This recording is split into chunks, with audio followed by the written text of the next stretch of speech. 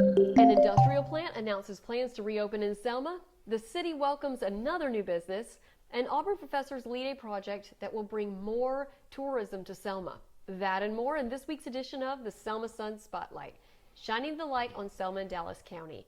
I'm Cindy Fisher, publisher of the Selma Sun. And I'm Todd Prater, staff writer for the Selma Sun. Here are this week's top stories. It'll be a happy new year for 70 workers in Dallas County. A silicon metal production facility is reopening at Selma plant in January and will hire 70 employees to start with. Globe Metallurgical is investing nearly $6 million to reopen the Old Montgomery Road plant that closed in 2018. They got tax abatements to do so. Globe will have one furnace operating at first and then plans to expand to 2 furnaces and then increase their employees up to 100. Selma Dallas County EDA Executive Director Wayne Vardaman was joined by city and county officials as well as officials from Globe to make the official announcement at a ceremony Wednesday, the 15th. Vardaman said 150 local suppliers will also be affected with this new reopening. Big project. Great news for Dallas County. Great news, yes. And our employment rate has gone down from 20 down to 6% now. I know, that's much better. Much better. Much better. COVID was scary. Yes. But we are growing. Research by professors at Auburn University could make land south of the Edmund Pettus Bridge more of a tourist destination than ever before. Professors Richard Burt and Keith Hebert have studied the conflict site where protesters were beaten and tear-gassed by law enforcement while marching for voting rights in the 1965 Bloody Sunday March. On Monday, they told the Selma Rotary Club that the land south of the bridge in the grass area between US 80 and a service road should be recognized as a historic site because that's where much of the conflict took place. It is currently privately owned. The professors are also working to identify marchers that day by showing photographs they collected. You can see these photos at their Facebook page called Help Us Identify the Selma Bloody Sunday Foot Soldiers. Some interesting history. I follow that page and I love it. It has little numbers above the marchers, and if you know them and recognize them, you can say, hey, that was my uncle or my best friend. Wow, that'll be so cool. And now we'll have a record. Fascinating. Another new business opened in Selma. T-Mobile opened a new office on Highway 14 near Walmart, the old Bojangles building, and a December 10th ribbon cutting. Regional manager Raina Woody said the company has been focusing on bringing 5G technology to rural markets.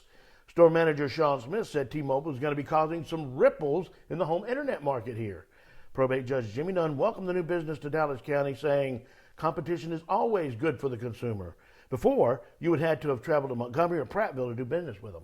Welcome to town. Competition is good. Welcome to town. The Selma Charity League donated toys and more to Salvation Army's Angel Tree Project as part of their annual Christmas event last week. The members loaded the Salvation Army truck at the Selma Country Club on December 9th with bags of presents for 50 children who signed up to be part of the Angel Tree this year. Selma Charity League President Kimberly Levins had this to say about the donation drive.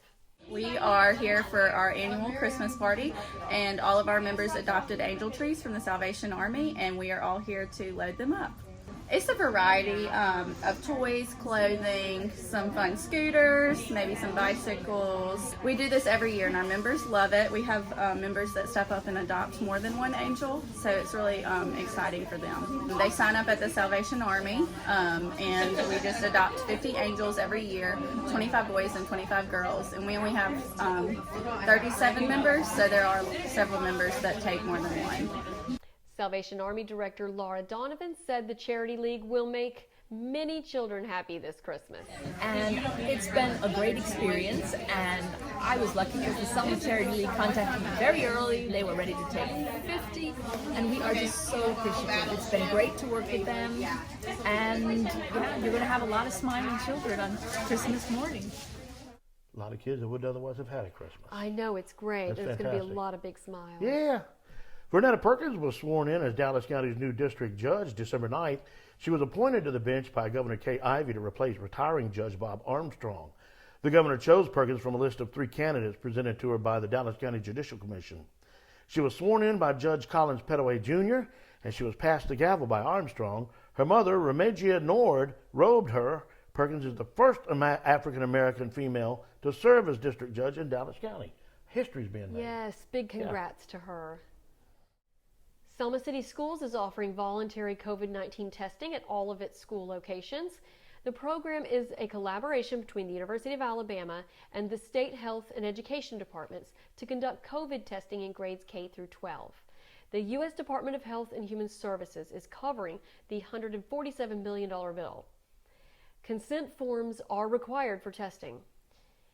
The testing schedule is on the school system's website and Facebook page, and you can find it at selmasun.com. Thank you for joining us for this week's edition of the Selma Sun Spotlight. Read these stories and more at selmasun.com and follow and subscribe to us on our YouTube channel and on Facebook and Instagram. We'll see you next week.